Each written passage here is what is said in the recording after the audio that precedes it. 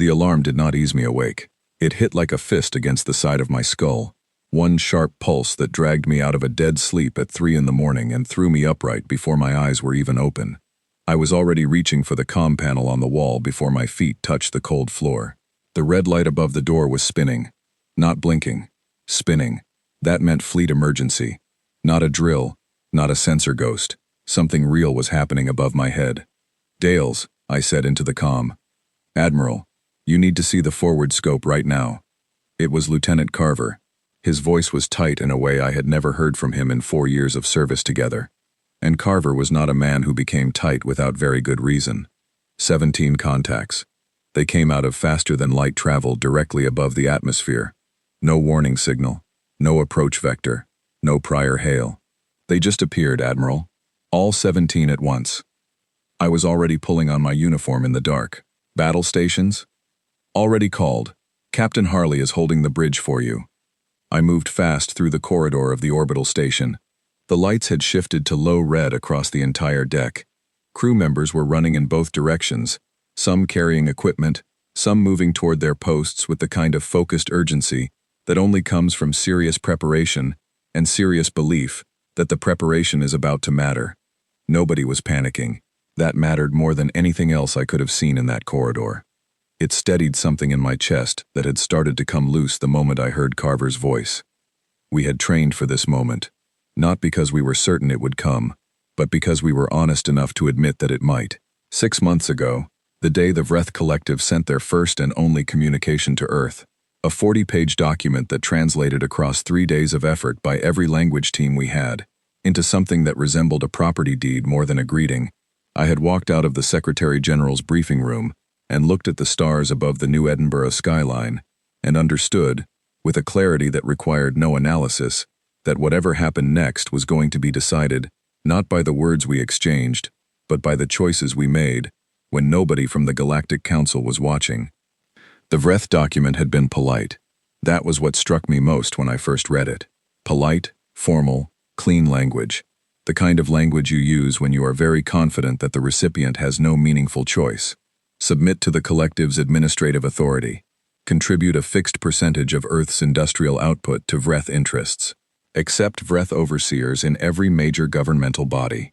In exchange, they would extend us what they called protected status, which meant they would not treat us the way they had apparently treated at least 6 other species, whose names appeared in the document's appendix, under a column labeled Former Administrations. I had been in the room when the Secretary General read the final line aloud. Nobody spoke for a very long time after that. The Galactic Council had stepped in quickly, which we later understood was not the good thing it appeared to be. 19 species, all of them older than human civilization, by margins that made our entire recorded history look like an afternoon. All of them calm and measured, and absolutely certain that we were about to collapse under the weight of the moment. Their head diplomat, a Kelhari named Sovereign, had transmitted a carefully worded speech about the importance of measured responses and the considerable risks of what he called aggressive posturing. He had offered Earth a 180-day observation period. During this period, the Vreth would hold their position in the outer solar system, and humanity would have time to, as Sovereign put it with the smooth precision of someone who had delivered this speech to other species before us, consider a realistic path forward.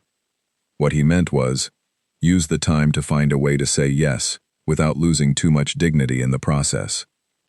What we used it for was something Sovereign had not considered, and the Vreth had not prepared for, and the Galactic Council had not thought to prevent, because it had not once occurred to any of them that a species at our developmental stage would spend 179 days doing anything other than arguing with itself, and eventually surrendering. I reached the bridge. Captain Owen Harley stood at the center console, hands clasped behind his back, watching the main tactical display with the particular quality of stillness that I had come to recognize in him over 3 years of service. It was not the stillness of someone who was calm. It was the stillness of someone who was managing something very large and very serious and doing it well. He turned the moment he heard the door. 17 warships, he said, not wasting a syllable. Vreth configuration across all of them. They match the class profiles in the intelligence files the Council shared with us after the first contact. The flagship is the largest, sitting directly above the North Atlantic. Stationary. The remaining 16 are fanned out in a wide arc across the orbital band. Our tactical team has a positive identification on the formation pattern. Which one? I asked, though I already knew. Deployment Pattern 7, Harley said. Orbital bombardment spread, optimized for simultaneous targeting of multiple surface areas to prevent any centralized ground response. Ares flagged it within 4 seconds of the contacts appearing. I looked at the display. 17 red markers, arranged in a wide and perfectly calculated arc above the blue curve of the planet below. I had seen this exact arrangement in the models. Ares had run it 942 times across its simulation cycles, varying the entry point, the timing, the fleet composition, the defensive response options. The conclusion had been the same in almost every scenario where Deployment Pattern 7 was used. The species on the ground either surrendered within the first 10 minutes, or faced consequences that the simulation logs listed in plain, clinical language. Have they made contact? I asked. Once, Harley said. Not from the Vreth, from the Council Liaison Channel. Sovereign. Read it to me. Harley picked up a small printed transcript from the console beside him. He read it without expression, which I appreciated. It said, "Your observation period expired at midnight, Commander Dales. The collective has communicated its intention to proceed with pacification operations beginning at 0400 hours local Earth time. The Galactic Council wishes to express its regret that a mutually acceptable resolution could not be reached. We hope the transition to collective administration proceeds peacefully." Harley set the paper down. The bridge was very quiet. I could hear the low hum of the station's systems, the soft sound of displays updating, the breathing of 11 people who were waiting for me to say something. I set the paper down on the console very carefully, because I did not want anyone in that room to see my hands react.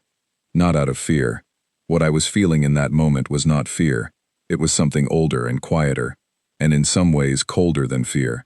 Reading that message, understanding the full shape of what it was saying between its smooth and diplomatic lines, I felt with complete clarity what the Galactic Council had actually done during the past 179 days.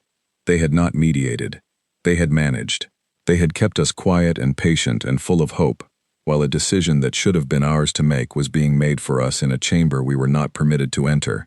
They had known, perhaps from the very beginning, that the Vreth were never going to settle for negotiation, and they had still told us to wait, still told us to consider, still told us that the realistic path forward was the one that ended with a Vreth overseer sitting in the Secretary General's office. They had decided, without telling us, without giving us the chance to object, that we were disposable. I looked at the display for several more seconds. The red markers did not move. They held their positions with the patient steadiness of something that does not need to hurry, because it does not believe the target can run. Time to 0400? I asked. 43 minutes, Harley said. I straightened my jacket. I looked around the bridge at each face in turn, people who had been here through the long months of preparation, who had worked shifts that ran past exhaustion and past reason, and kept going because they understood what they were building and why it had to be built exactly right. Lieutenant Carver at Communications. Navigator Priya Okonkwo at the helm station, her hands already resting on the console. Chief Engineer Dale Whitmore, watching the power grid displays with the focus of a person who has already run every possible number and knows what he can deliver. 11 people, all of them looking at me. I had rehearsed this moment in my head more times than I could count. In the early mornings of the planning months, alone in my quarters, I had run through it dozens of times. What I would say, whether I would say anything at all, whether the moment would feel like I imagined it, or whether it would feel like something else entirely. It felt like truth, clean and quiet and heavy as stone. I turned to the bridge crew and gave them the only word that needed saying: execute. The word left my mouth at exactly 03117 hours and 40 seconds. What followed in the next 11 minutes was not a battle in the sense that the word usually carries. There was no circling, no back-and-forth exchange, no dramatic last stand or desperate gamble. What followed was the product of 179 days of work by thousands of people across every continent and every orbiting facility Earth had, working in shifts and in secret, building something that the Galactic Council's instruments had been looking at for months without seeing. 17 platforms that the Vreth sensors had been reading as weather monitoring stations across the orbital grid activated at the same moment. The activation took 3 milliseconds. In those 3 milliseconds, 17 targeting solutions that Ares had been refining for 7 weeks snapped into final alignment. The stealth coding on each platform, reverse-engineered over 3 months from a derelict Vreth reconnaissance probe that had drifted into the outer solar system before first contact, and that nobody in the Galactic Council had thought to ask us about, dropped its passive signature. For the first time in 6 months, the platforms were visible. The Vreth flagship took a mass driver round through its primary command core at the 1 minute and 28-second mark. I watched the amber icon on the tactical display go dark. The round had covered the distance in 0.4 seconds. The Vreth defensive systems required 1.2 seconds to respond to an incoming contact at that range. There had been no way for them to stop it. The flagship listed to the left on the thermal imaging feed, not from the force of the impact but from the loss of attitude control, as the command systems went offline. It did not break apart. It did not need to. A flagship without a command core is just a very expensive piece of metal drifting in low orbit. The Vreth fleet reacted the way any force reacts when its command structure disappears without warning. It split. Some ships began maneuvering to find the source of the incoming fire. Some held position, waiting for orders that would not come. 2 broke formation and descended toward the upper atmosphere.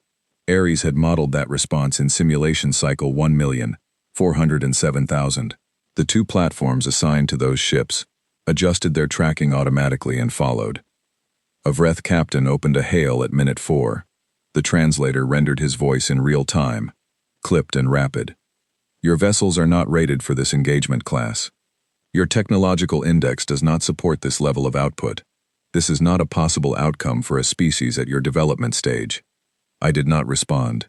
I routed the hail to Ares and let the system extract whatever pattern data it could from the captain's speech. Information is information regardless of its source, and I was not going to waste any of it on a reply that would not change anything. At minute 11 and 4 seconds, the last Vreth destroyer lowered its defensive fields and transmitted the universal cessation signal. 3 ships had returned fire during the engagement. Not one of those rounds reached the surface. The point defense network, installed across the orbital shell over the 8 weeks before the deadline, handled them with the mechanical patience of a system that had nothing to prove and nothing to doubt. When the cessation signal registered on the display, the bridge went quiet in a particular way. The kind of quiet that is not silence but the absence of tension, the release of something that has been held very tight for a very long time. Carver exhaled through his nose. Okonkwo sat back in her chair. Whitmore let out a breath that was almost a laugh but not quite. I stood at the forward console and looked at 17 orange markers where 17 red ones had been. The Council's emergency channel opened at minute 14, and again at minute 16, and again at minute 19. The connection requests were stacking up, more than the channel was designed to hold. Every one of them marked urgent, every one of them waiting.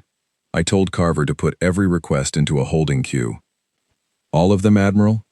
All of them, I said. Hold them there. I walked to the observation window at the back of the bridge and looked down at Earth.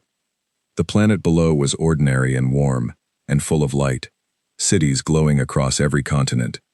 People asleep in their beds, some of them, and people starting their mornings, and children in some time zone somewhere beginning a school day without any idea that 11 minutes of precise, quiet, carefully planned work in the orbital band above them had just kept the lights on. That had been the point. That had always been the point. I stood there for a while, watching the planet turn slowly, and let the weight of the last 11 minutes settle into something I could carry. 3 days. That was how long I waited before I answered the Council's calls. Not out of pride, though I will admit that pride played some part in it. Mainly I waited because I needed those 3 days to prepare what came next. And what came next was the part that mattered more than any battle plan or targeting solution. You can win an engagement and still lose everything if you walk into the room that follows it without knowing exactly what you are going to say and exactly what you are willing to hold. During those 3 days, my team worked without stopping. Dr. Lena Marsh, our senior diplomatic analyst, had not slept more than 4 hours at a stretch since the engagement. and it showed in the darkness under her eyes, and the way she moved through the briefing room with a kind of focused intensity that reminded me of someone who has found a problem large enough to fully occupy her mind, and is grateful for it. She had spent the last 6 months reading every piece of council documentation ever made publicly available, and she had been building, in parallel with the military preparation, a legal and diplomatic case that she called the Accountability Framework. The Accountability Framework was simple in its structure. It began with the fleet logs we had recovered from the Vreth ships after the cessation. Those logs contained everything: navigation records, command communications, tactical orders, and, most importantly, a complete archive of every interaction between the Vreth High Command and the Galactic Council over the previous 6 months.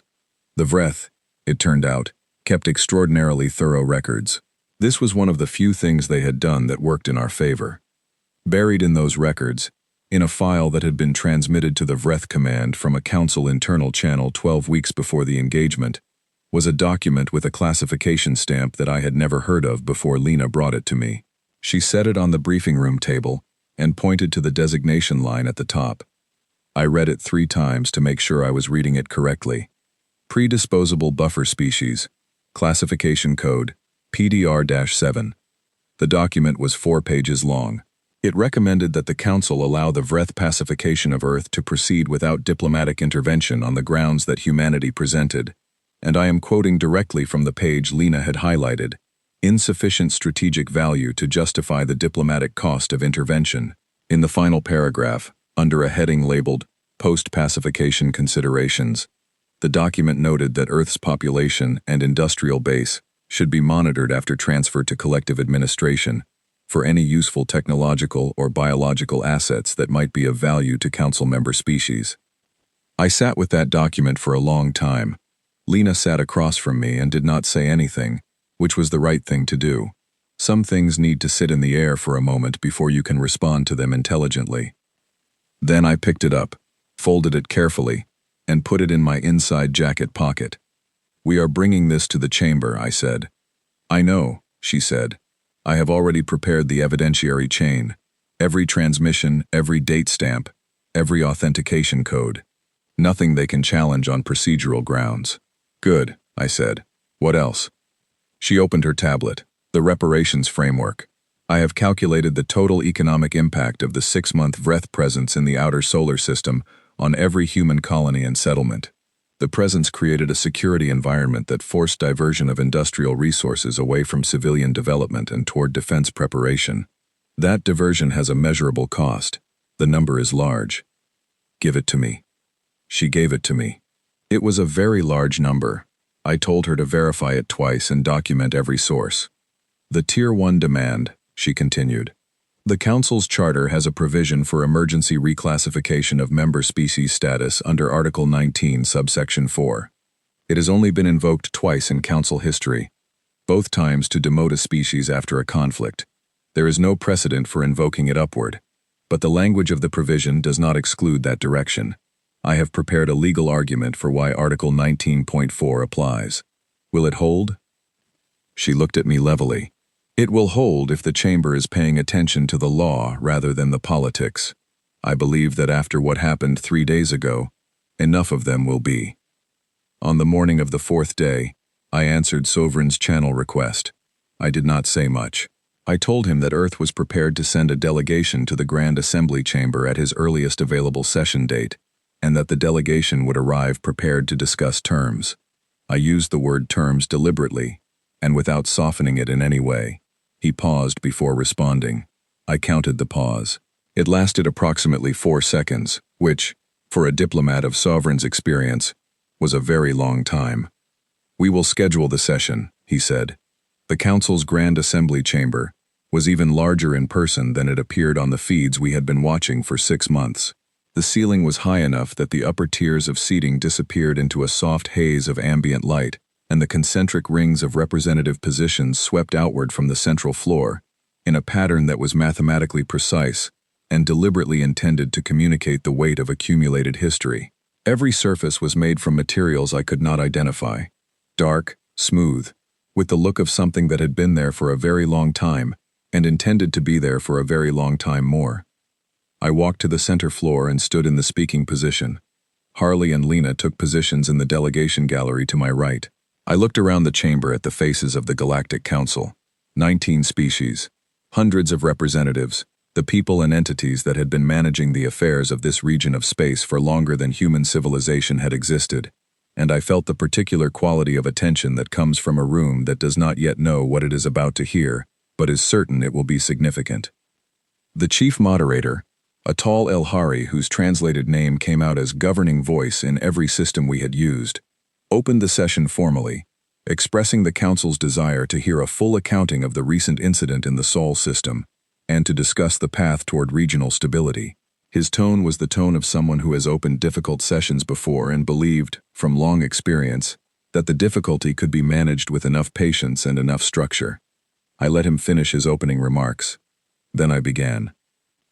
3 days ago, 17 Vreth warships arrived in Earth's orbital space without announcement, without prior diplomatic communication, and without any signal that would have given our civilian population the ability to understand what was happening. They positioned themselves in a bombardment formation. They were scheduled, by their own operational timeline, to begin pacification operations at 0400 hours. Earth's defense forces engaged them at 0317. The engagement lasted 11 minutes. All 17 ships are secured. Every crew member is alive and being held under humanitarian conditions. I paused and looked across the room. I am not here to answer questions about the engagement itself. The operational record is available for review through the standard evidence channel, and every piece of it is complete and verified. What I am here to do is deliver Earth's terms for the resolution of this incident and the restructuring of our relationship with this council. The word terms dropped into the chamber like a stone into water. I watched the ripple of reaction spread outward through the rings of representatives.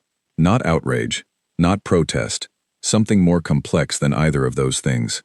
I had the sense, in that moment, that several species in the room were recalculating something they had already decided, adjusting a model that no longer fit the situation it had been built to describe.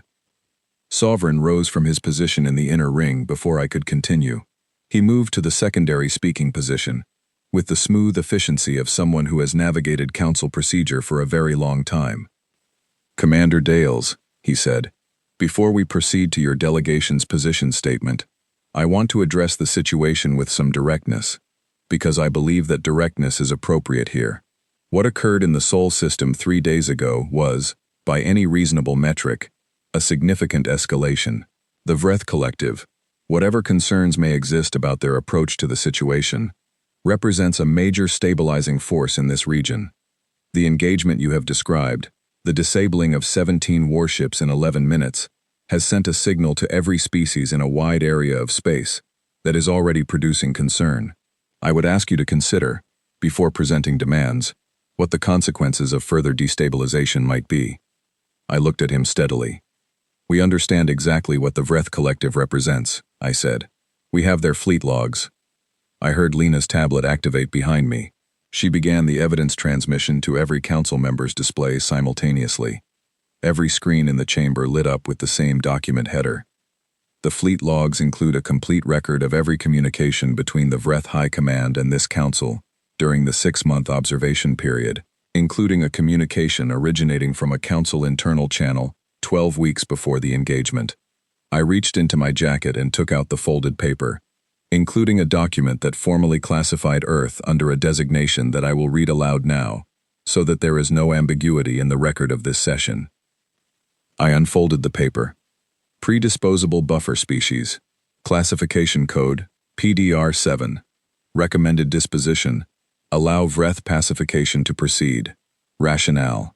Species presents insufficient strategic value to justify diplomatic cost of intervention. Recommend monitoring post-pacification for any useful technological or biological assets. I folded the paper and put it back in my pocket. The chamber did not erupt. Chambers like this one do not erupt. They are built, architecturally and procedurally, against eruption. But what happened in the 30 seconds that followed was something that the chief moderator, in a private communication to his deputy that was later included in the transparency release, described as the longest silence he had ever experienced in 30 years of moderating council sessions.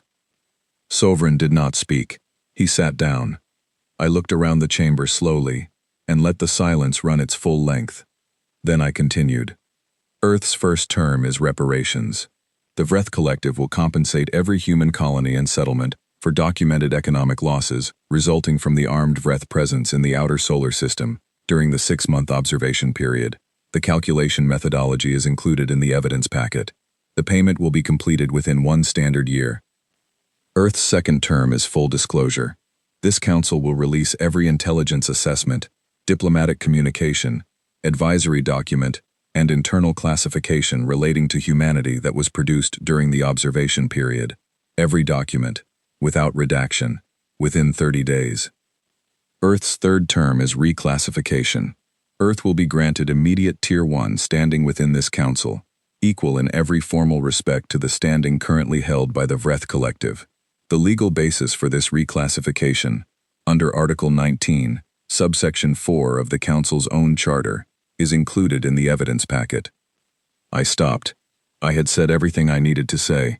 I stood in the center ring and waited, which is a very old skill that most people do not practice enough, and that turns out to be one of the most powerful tools available in any room where a decision is being made. A representative from a species I had studied but never heard addressed the chamber directly. The Theron, four-armed and quiet, and historically disengaged from open council debate, raised a formal request to speak. The chief moderator granted it, visibly surprised. The Theron spoke 12 words. The translator rendered them as, Earth's terms are reasonable. We support their immediate consideration. In 30 years of council sessions, the Theron had never once addressed a plenary session. 12 words from a species that had never spoken before carry a particular kind of weight. 6 more species formally seconded the position within the following 20 minutes. The debate that came after ran for 4 hours. It was serious, and at times pointed, and in several moments it contained the particular quality of honesty that only appears in a room when the people in it understand they have been caught in something they cannot argue their way out of. Sovereign made 2 more attempts to redirect the conversation toward broader stability concerns and the risks of precedent setting in a volatile regional environment. Both times the chamber's response made it clear that the room had shifted under him. When the chief moderator called the session to recess and announced that Earth's first and third terms would be placed before the full assembly for a formal vote within 30 days, and that the disclosure requirement would be handled by a transparency panel with a binding 60-day mandate, I walked out of the chamber and into the corridor with Harley and Lena beside me. Lena was reviewing something on her tablet. Harley was quiet, which was his normal mode after high-intensity events. The Theron, Lena said without looking up. That was the turning point. Before that, the room was split on how to respond. After that, the direction was established. I know, I said. They have never spoken in a plenary session, she said. Not once in their entire history as a council member. I know, I said again. She looked up from her tablet. Why do you think they spoke today? I thought about the PDR-7 document. I thought about every species in that room that had a history with this council, every classification they had ever received, every moment they had been told that their survival was less valuable than the stability of arrangements they had no part in designing. Because they recognize something, I said. I kept walking and did not elaborate, because some things say themselves more clearly in the absence of words. I did not sleep that night, not from anxiety, not from the particular restlessness that sometimes follows a high-tension day and needs hours to drain away. I did not sleep because I spent the time at the desk in my quarters, reading through the full Vreth fleet logs with the kind of attention that daylight hours and the presence of staff never quite allow. There is a different quality to reading difficult material alone at 3 in the morning, something slower and more thorough, something that pays attention to the spaces between the words as much as the words themselves. The logs were exhaustive. The Vreth were systematic record keepers in a way that reflected something about their culture that I had not understood from the external intelligence files alone. They logged everything, not just operational decisions and fleet movements and targeting parameters, but the reasoning behind each decision, the internal debates, the alternatives considered and rejected. Reading through them was like being handed a window into a way of thinking that was organized around a very simple and very confident principle. The strong make decisions and the weak accept them. and the quality of the decision is measured entirely by whether the strong party can sustain it. There was no cruelty in the logs. That was what surprised me most. The Vreth planners had not discussed Earth's population with contempt or relish, or any of the emotions that human conflicts tend to produce in their documentation. They had discussed us the way an engineer discusses a variable in a system. We were an element in their regional planning that required management. The management method had been selected on the basis of efficiency. Pacification was efficient. Negotiation with a species that had nothing to offer was not. It was, from their perspective, a very practical conclusion. I found the PDR-7 transmission at 2 a.m., buried in a batch of council communications that had been forwarded to the Vreth High Command, as part of what the log header described as coordinated approach confirmation. This was the part that Lena had flagged for the chamber, but reading it in its full context, surrounded by the weeks of correspondence that preceded it, gave it a different texture than it had in isolation. The council had not classified us as predisposable in a single moment of bureaucratic carelessness. They had arrived at it deliberately, through a process that had involved multiple internal reviews and, at the end, a formal advisory vote by a panel whose members I could now identify by their council designation codes. I copied their codes into my private log, not as a threat to anyone, as information I was going to need. When morning came, I showered, changed, and went to the briefing room where Harley and Lena and the rest of the core team were already assembled.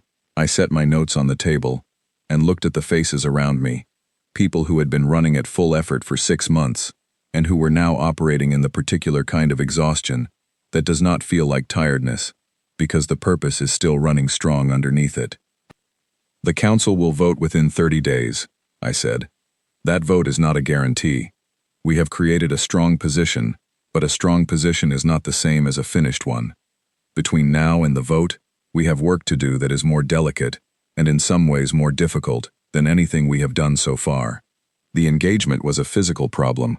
What comes next is a human one. Lena looked up from her notes. The Vreth crew members, she said. It was not a question. She had already been thinking about the same thing. Yes, I said.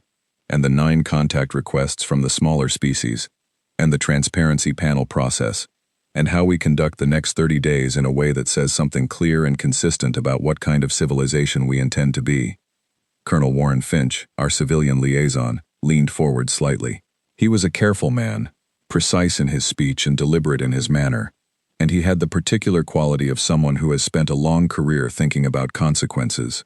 The crew members, he said slowly. The public position is clear. Standard humanitarian conditions, full medical care, contact access. But there are going to be people who argue that given what the Vreth intended to do, the conditions we are holding them in are more than they deserve. There will always be people who argue that, I said. That is not the question. The question is what we are. He nodded, though I could see him working through something. I want to make sure I understand the strategic dimension, he said, because I want to be able to explain it to the civilian government in terms that hold up. Is the decision to treat the crew members well primarily a moral one or a strategic one? I thought about that for a moment. It was a fair question, and it deserved a real answer. Both, I said, and the fact that it is both does not reduce either one. We treat them well because it is right. We also treat them well because it is wise. Those two things happen to align here, and when they align, you do not have to choose between them. But I want to be honest with the room. Even if the strategic case did not exist, the moral one would still stand. We do not get to define ourselves by what others intended to do to us. We define ourselves by what we actually do. The room was quiet for a moment. Then Finch nodded, this time with more certainty, and moved on to the next item. The Vreth crew members were housed in the facility we had built outside Reykjavik, in Iceland, which had been selected partly for its climate similarity to Vreth environmental preferences, and partly because it was remote enough to allow secure management without creating visible tension in a populated area. The facility was low and wide, built from prefabricated modules that the engineering team had assembled in 18 days, and it had the functional plainness of something designed to do its job correctly, rather than to look impressive. I visited on the 41st day after the engagement. The facility administrator, a quiet and efficient woman named Grace Alderton, met me at the entrance and gave me a brief status report as we walked. All crew members medically stable, all dietary requirements being met, Communication schedule running without issues. 2 crew members were receiving ongoing treatment for injuries sustained during the engagement. Both were recovering. What is the atmosphere like? I asked her. She thought about it. Watchful, she said. They are paying attention to everything. The way we speak to them, the quality of the food, the access to communication, the medical attention. They seem to be constructing an understanding of what we are based on details. She paused. One of the senior engineers asked me yesterday why we were bothering. He asked it very directly. He said, "You defeated us. Why are you taking care of us?" What did you tell him? I told him it was what we did, she said. He looked at me for a very long time after that. I had asked to meet privately with the crew member I knew as Avos, the junior tactical officer who had been the only bridge survivor of the flagship. The meeting room they brought him to was small and plain, with 2 chairs and a table, and a window that looked out at the Icelandic landscape, gray and wide and calm under a low sky. Avos was taller than me by a significant margin, with the pale gray coloration and 4-fingered hands that were typical of the Vreth, and he moved with a controlled precision that I had come to associate, from the engagement data, with Vreth military training. He sat in the chair across from me, and looked at me with an expression I spent a moment trying to read before recognizing it. He was doing what I did in rooms I was not sure about. He was observing very carefully, and committing as little as possible, until he understood where he was. I set the data core on the table between us. This is Ares's complete analysis of the engagement, I told him, through the translator unit. Every targeting solution, every tactical calculation, every simulation cycle, 4,200,000 simulations, full record. You can read it yourself or give it to whoever in the collective makes decisions about this kind of thing. He looked at the core without touching it. Why? He asked. Because I want the Vreth High Command to understand exactly what they encountered. Not the outcome, the process behind the outcome, how long we prepared, what methods we used, what we built and how we built it, and why it worked. I want them to understand what preparation looks like when the species doing the preparing has decided that failure is not an acceptable option. This is information that could be used against you, he said. Yes, I said. It could be. I am giving it to you anyway, because I believe the more important lesson in it is not the tactical one. The more important lesson is that a species with no prior record of this kind of capability, given 179 days and a clear enough reason, can close a gap that every outside observer believed was impossible to close. That is not a secret worth keeping. That is a fact I want widely understood. He was quiet for a while. Outside the window, a thin rain had begun to move across the landscape. We were told there was no meaningful possibility of resistance, he said. Not by the captain. By the command above the captain. By the people who planned this operation from the beginning. They gave us a probability figure, under 4%. They said it was essentially 0. We were told something similar, I said. That the probability of successfully resisting a Vreth pacification fleet at our developmental stage was too low to calculate. He looked at me. But you tried anyway. We tried anyway. He picked up the data core and held it for a moment. It was a small object, but he handled it with the attention of someone who understands that small objects sometimes contain large things. My family, he said. I have contacted them twice. Both times the connection was clear. They asked me if I was being treated well. He paused. I told them yes. That is the truth. I did not know how to explain the rest of it. He set the data core on the edge of the table beside him. I will tell them what I saw here. Not just the engagement. What happened after the engagement? Both things matter. Only one of them was expected. That is all I am asking, I said. He nodded. It was a human gesture, or close enough to one. I did not know if he had learned it from the facility staff, or if it was native to Vreth communication. Either way, it felt like the end of something, and the beginning of something else. The week after the Avos meeting, 9 contact requests arrived at Earth's embassy channel, each from a different species, each using a different communication protocol, each clearly sent independently, because the phrasing in each one was different enough to rule out coordination. They came from the Theran and from 8 other species whose names most people on Earth would not have recognized, species that existed in the margins of the Council's structure, species that filled the lower tiers of the administrative hierarchy, and rarely appeared in the records that the major powers circulated publicly. None of them used the word alliance. I read each one twice and noticed the absence of that word across all 9 messages. They used words like learn, understand, consider, discuss. They asked questions rather than making proposals. One of them, the shortest of the 9, said simply, "We would like to know how you decided that you were worth defending." That last one I kept and read several more times over the following days, because it was the most honest thing anyone had said to me in the entire 6 months of the observation period, including everything I had heard from my own people. I forwarded all 9 to the Secretary General with a note. This is more important than the vote. The vote resolves the immediate situation. These 9 messages tell us what the next 100 years are going to be about. Back at headquarters, Finch called me into the conference room. He had with him 3 members of the Civilian Oversight Board and the Director of Interstellar Affairs, a serious and methodical man named Dr. Patrick Holden, who had been in his position for 11 years, and whose expertise was in exactly this kind of complex, multi-party diplomatic moment. They sat around the table with the carefully neutral expressions of people preparing to ask a question they are not sure they want the answer to. Finch asked it. Did we go too far? I looked at him. I reached across to the display panel and pulled up the PDR-7 document on the screen.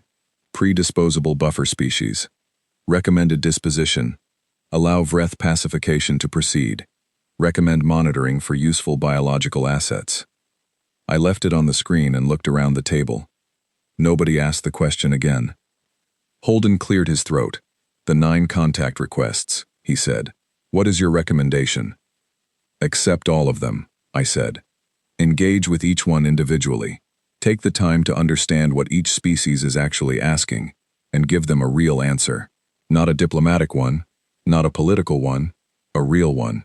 Because what they are asking is real, and it deserves to be treated that way. Some of them are quite small, Holden said, in terms of galactic standing. Yes, I said. They are. So were we, 6 months ago. He nodded slowly. I will take that under advisement. I went back to my quarters that evening and stood at the window for a long time, looking at the lights below. The city was ordinary. The streets were moving with the ordinary traffic of an ordinary evening. Nobody down there was thinking about the vote in 26 days, or the 9 contact requests, or the PDR-7 document, or the 11 minutes that had changed the shape of the next century. They were going about their lives, which was exactly what those 11 minutes had been designed to protect. I felt the weight of that very clearly. Not pride, not relief. Weight. The specific weight of understanding that what you have done was right and necessary and correct in every way you can measure, and also that it cost something, and that the cost is real, even when you would make the same choice again, without hesitation. I kept the lights off in my room and watched the city below until very late, and then I went to sleep. 26 days between the council session and the formal vote is a short time when measured in the normal unit of how long change takes. It is a very long time when you are the delegation holding the position that the vote is about, and every news channel across 19 species is running analysis segments about what happens if the result goes in any particular direction. I had stopped monitoring the coverage by the 4th day. Lena continued to track it because that was her job and she was very good at it, but she had learned to give me summaries rather than direct feeds, because the direct feeds contained enough speculation and enough carefully worded concern from council member species to occupy all of a person's thinking if they let it. What I focused on instead, in those 26 days, was preparation of a different kind than what we had done in the months before the engagement. The platforms were built. The Ares cycles were complete. The engagement was finished. What remained to be prepared was harder to measure and harder to explain to anyone who had not spent time in rooms where large decisions were made, and the quality of your own thinking was the only tool you could rely on.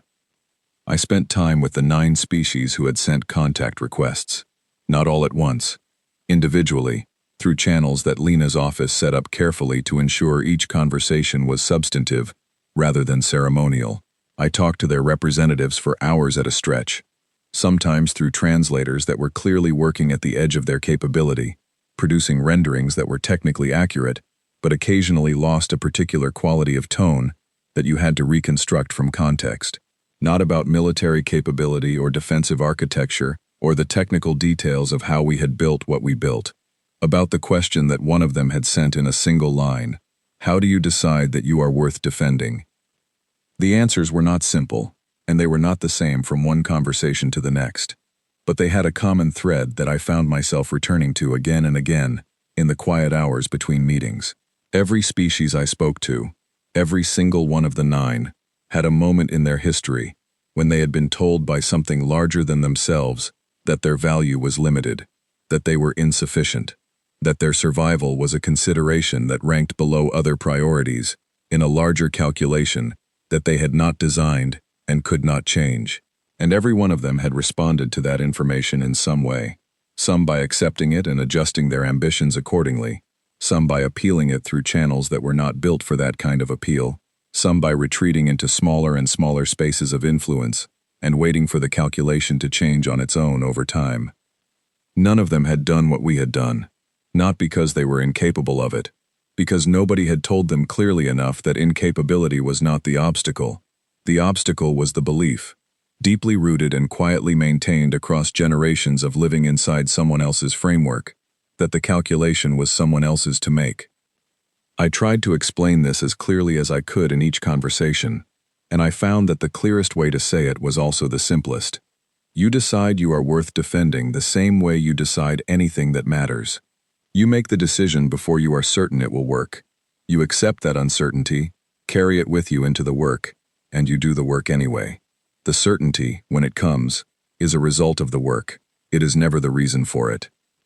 One of the representatives, from a species called the Varel, who had been classified as a secondary resource world by the Council 400 years ago, and had never had that classification formally reviewed in all the time since, asked me a question that I had not been asked before, and that I kept thinking about for days afterward. When you were in the 180 days, she said, when you were building and preparing and running your simulations, did you believe it would actually be enough? Did you genuinely believe that what you were building would work against a Vreth pacification fleet? I thought about it honestly before I answered, because she deserved honesty, and because the easy answer, the confident one, would have been the wrong one, and she would have known it. No, I said, not with certainty. The simulations gave us high probability figures, but we knew the simulations were only as good as our model of the Vreth, and our model of the Vreth was built from limited data. There were scenarios in the Ares record where the outcome went the other way. Not many, but they were there. We knew about them. We did not hide them from the people making the decisions. Then why did you build? She asked. Why not negotiate, or accept terms with conditions, or wait for the council to change its position on its own eventually? Because those were all decisions that left the outcome in someone else's hands, I said. Building was the only path that put the outcome in ours, even partially, even with uncertainty. Having some control over what happened was worth more to us than having certainty about a result we had not chosen and could not influence. She was quiet for a long time after that.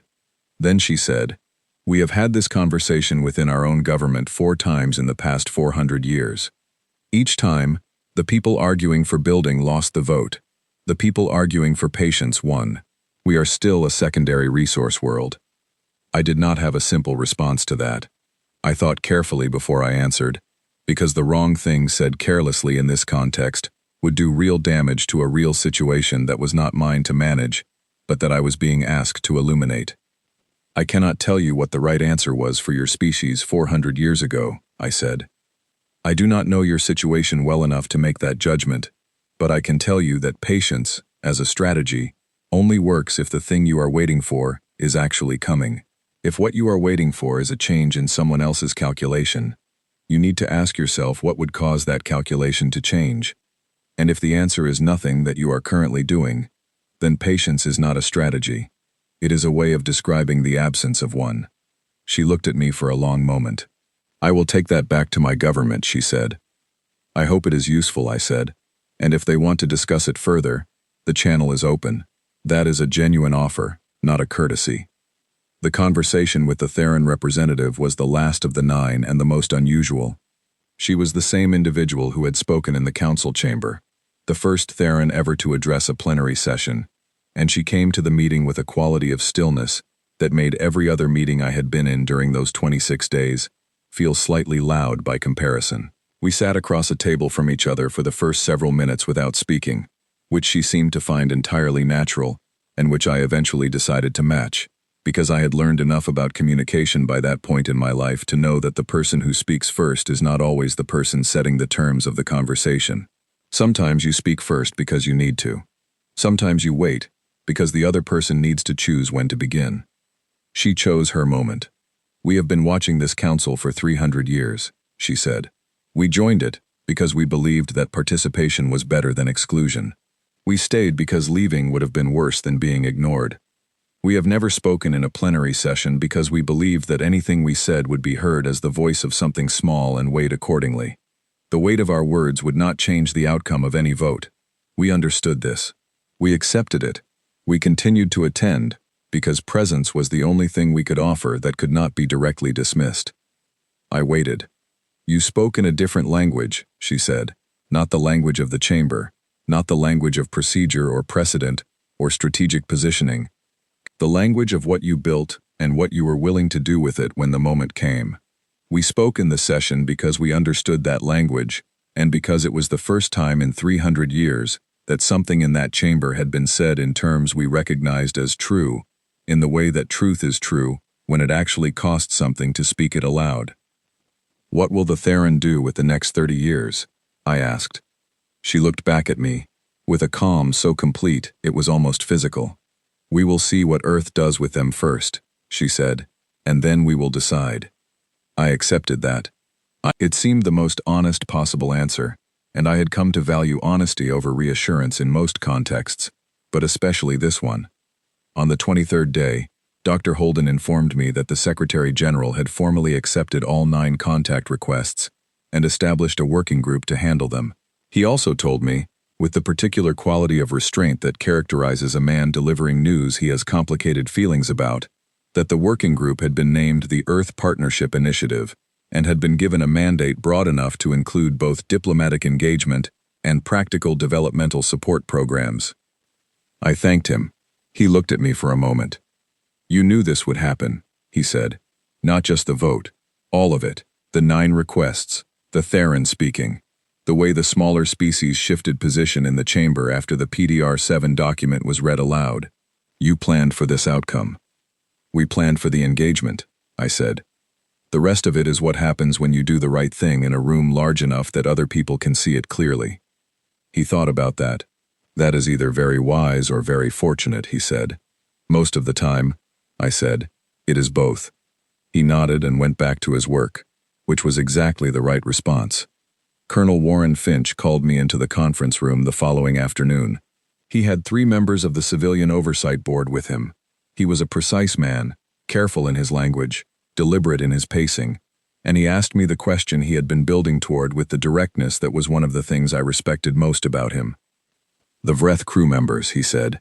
"There is a segment of the Civilian Advisory Council arguing that the conditions we are maintaining represent a level of generosity that may be difficult to justify politically, given what the individuals we are housing intended to do to our planet."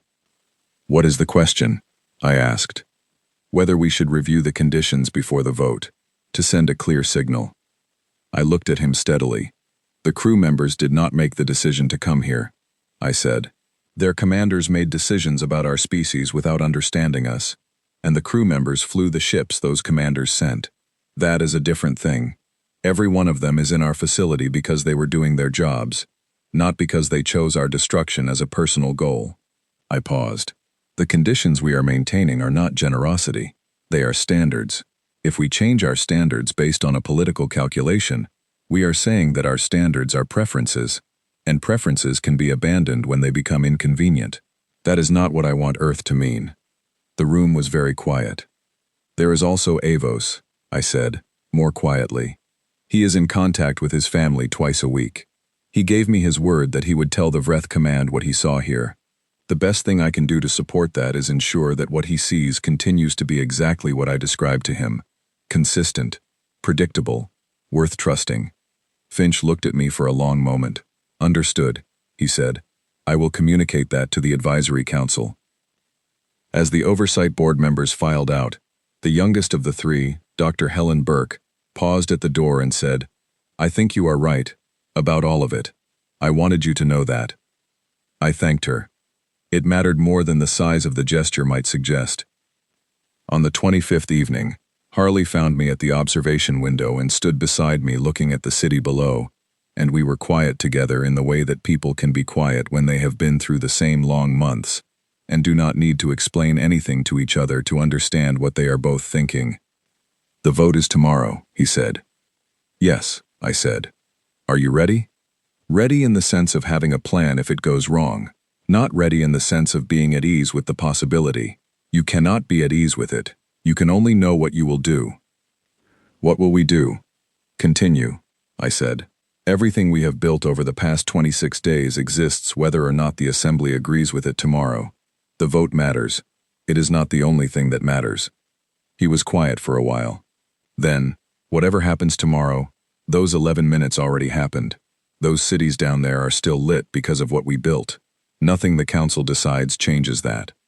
I looked at the lights below, all of it ordinary and warm and unreachable from this altitude, but present in the way that only real things are present. "No," I said. "Nothing changes that." We stood at the window until the city lights began to thin toward midnight, and then we went to sleep, because tomorrow was coming regardless of how long we stood watching the dark. The Grand Assembly Chamber was the fullest I had seen it. The observation gallery, which had held perhaps 30 representatives during the first session, was now crowded well past its designed capacity, with additional seating added along both side walls and a standing area at the back that was occupied 3 people deep. Species that had sent only 1 representative to the first session had sent 5 or 6 this time. The Theron had sent 8. I noticed that before I sat down because I was looking for them, and because 8 Theron representatives in a council chamber that had never seen one of them speak was a statement that did not require translation. I was in the observation gallery with Harley and Lena and 4 other members of the core team. Earth's charter of formal recognition, if the vote passed, would be signed in a ceremony following the vote, at which point our delegation would move to the main floor for the first time as recognized Tier 1 members. If the vote did not pass, we would leave through the side corridor, and I would start making calls before the shuttle reached orbit. The chief moderator opened the session with the customary procedural review. He was more careful than usual, more deliberate in his pacing, and I had the sense that he was using the formality of the opening as a kind of steadying structure, a way of holding the weight of what was about to happen inside the framework that he understood best. He reviewed the terms as they had been negotiated over the past month. The reparations framework had been accepted by the Vreth Collective after 4 closed sessions and considerable internal debate, according to the intelligence that Lena's contacts had been able to piece together. The final figure was within 3% of Lena's original calculation, which I took as confirmation that her methodology had been correct. The Transparency Panel had completed its review, and the disclosure documents would be released on a 30-day schedule beginning the day after the vote, regardless of the outcome, which had been one of our non-negotiable conditions and which had taken the better part of a week to get the council to accept.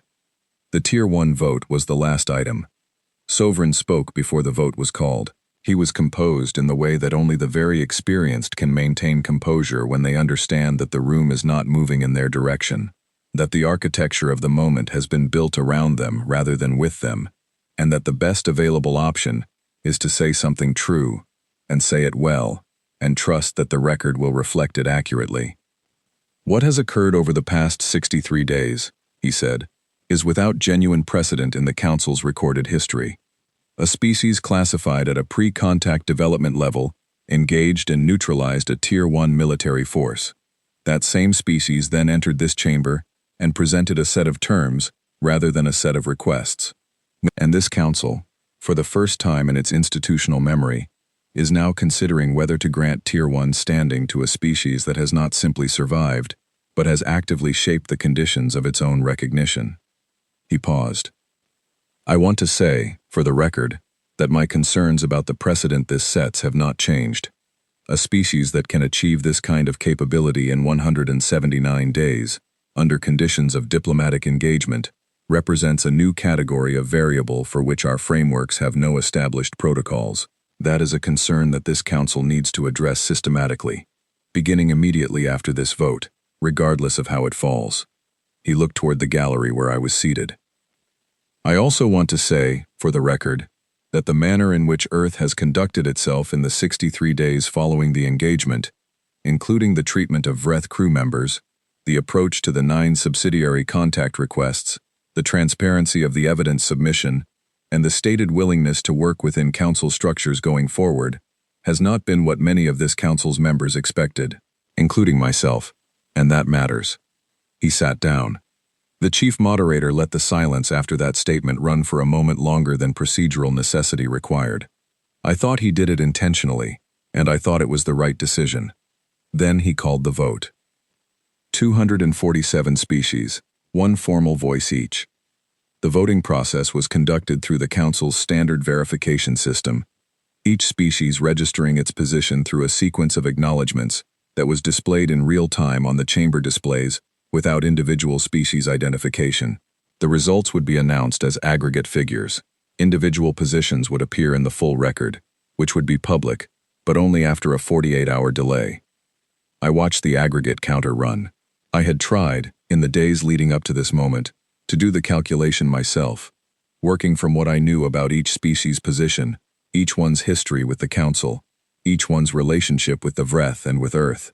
I had come up with a range that Lena had reviewed and adjusted slightly. The range held a comfortable majority but not an overwhelming one. The voting closed. The chief moderator looked at the verified results on his display. He held them there for a moment before reading them aloud, which was standard protocol, but in this case the moment felt longer than usual. Earth's admission to Tier 1 standing, he said, passes. 219 in favor, 24 abstentions, 4 opposed. The chamber produced a sound that was not quite applause, and not quite the absence of reaction. It was something between them. The sound of 247 species processing the same moment simultaneously, and arriving at different private conclusions about what it meant. I wrote down the 4 in my notebook without looking up. I did not know yet, because the individual positions would not be released for 48 hours, which 4 species had voted against. But I wrote the number 4, and circled it and put it in my pocket, because the work that needed to happen next was partly about understanding the 4, understanding their concerns and their positions, and whether those concerns could be addressed, or whether they represented something more fundamental. Majority is not unanimity, and in a galaxy full of species that had seen what Earth could do in 11 minutes, the 4 who had said no were important. The ceremony that followed was brief and formal. The Earth delegation was invited to the main floor.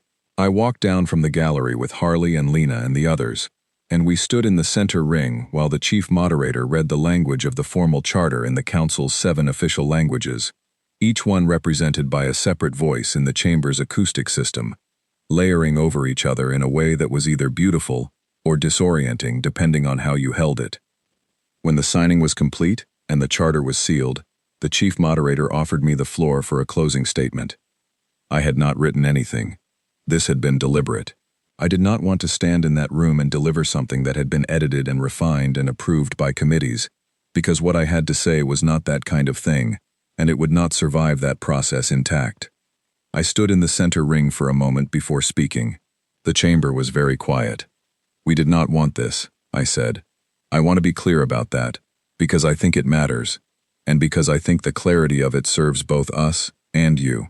We did not want a military engagement. We did not want to appear before this council under these circumstances. We did not want to spend 179 days in a state of quiet preparation for a confrontation that should never have been necessary. We wanted what every species in this room wanted at the moment of first contact with a wider galaxy. We wanted to be part of something larger than ourselves, on terms that respected what we were. I looked around the chamber. You gave us no other door.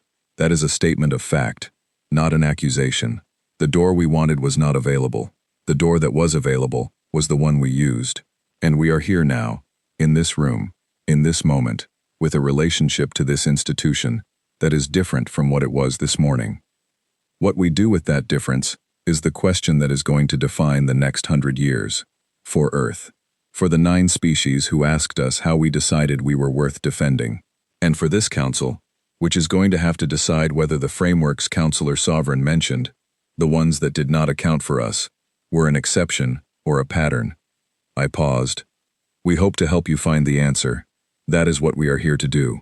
I sat down.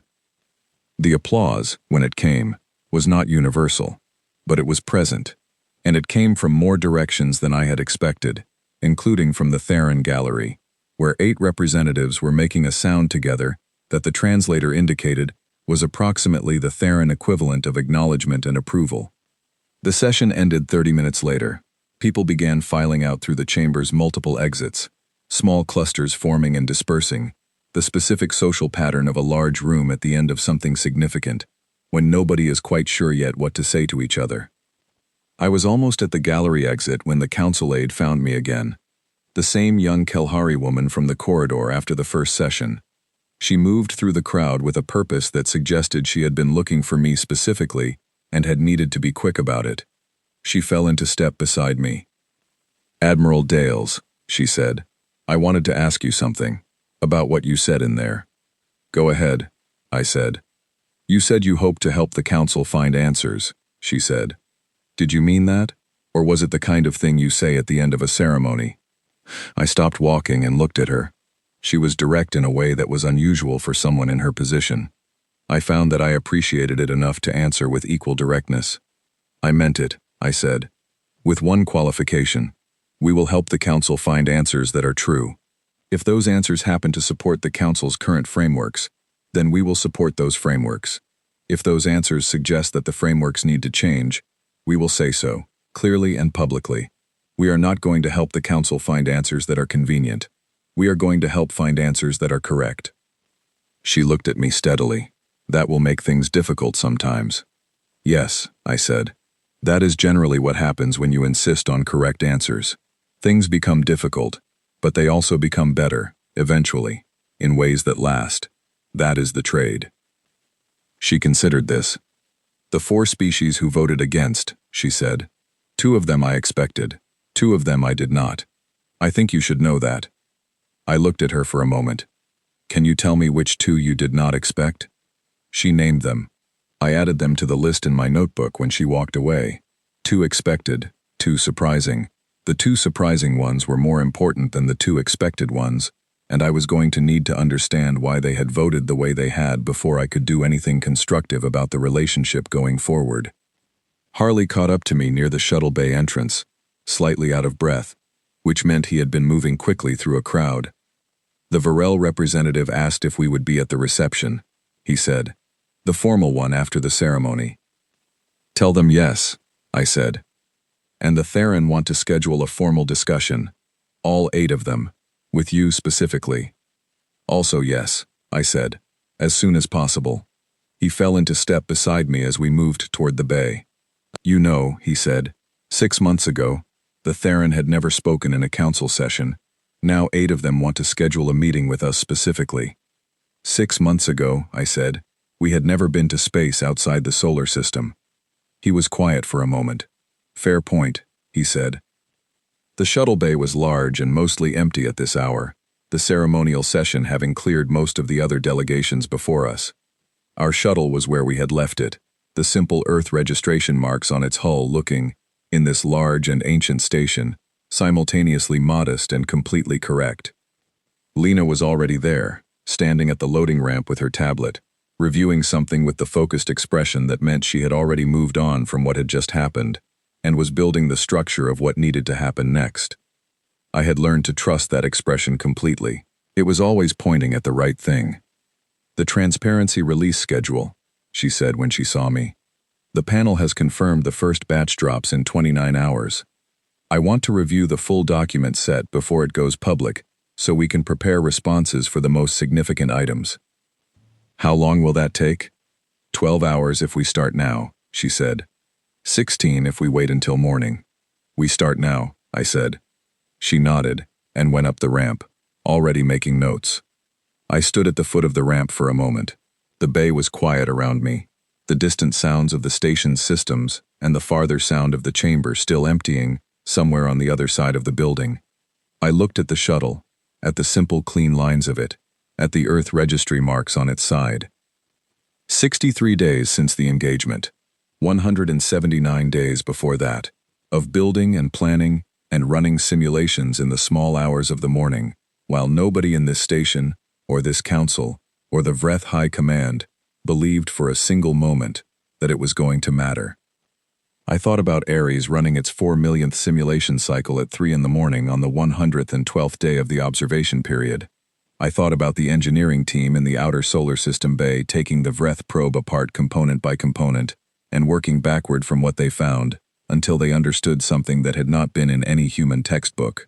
I thought about the faces on the bridge at 0317, 11 people who had waded through 179 days of preparation and then executed a plan that nobody outside that room had believed could work, and had done it without flinching. And I thought about what the young Kelhari aide had said to me twice now, in 2 different corridors on 2 different days. That is the part we keep getting wrong about you. It was, I thought, the most accurate description of the gap between what the galaxy had expected and what we had done. They had kept looking for the certainty, the calculation that made the action rational in advance, the guarantee that made the risk acceptable, the proof that the plan would work before the plan was executed. They had looked for it in our development index, and our resource base, and our technological rating, and our historical record of interspecies conflict, which was extensive but exclusively internal, and they had found what they were looking for: insufficient data to suggest viable resistance. Probability of success below calculable threshold. They had not looked for the thing that does not appear in any of those measures. The thing that had been present in that bridge at 0317, in the engineering bay in the outer solar system, in the planning sessions that ran past midnight and resumed at dawn, the particular quality of commitment that comes from a species that has been told, clearly and formally, and without ambiguity, that its survival does not matter enough to be defended by anyone else, and has responded to that information by deciding, without unanimous certainty and without guaranteed outcome, that it would defend itself. That decision is not visible on a development index. It does not register in a technological rating. It does not appear in a probability model that is fed by historical behavior, because it is, by definition, the behavior that has no historical precedent. It is the first action, the one that changes the model rather than being predicted by it. The galaxy had not prepared for us because it had not known to look for that. We had prepared for them because we had known we had nothing else.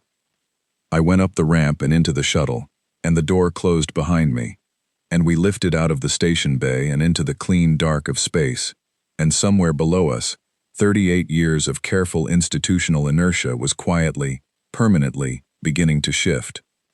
The stars were very clear from this altitude. I could see the solar system's edge from where I sat, the distant scatter of light that marked the outer belt where the Vreth probe had been found, and where everything had, in a sense, actually begun. Not with the first contact document. Before that, in the quiet of the outer dark, months before any of us knew a document was coming, a derelict piece of technology had been waiting in the space between destinations, full of physics that nobody had been told we were clever enough to use. We had used it anyway. That, I thought, was the whole story, really. In every version of it, at every scale. We had been told we could not. We had prepared as though we could. We had acted before the certainty arrived. And then we had done the one thing that no model, no framework, no thousands of years of galactic institutional wisdom had predicted. We had treated the people on the other side of the engagement like people. That last part, was the one that had actually changed things, not the 11 minutes. Not the platforms or the targeting solutions or the 4 million simulations. The thing that had shifted the room, the thing that had brought 8 Theran representatives to a council chamber for the first time in 300 years.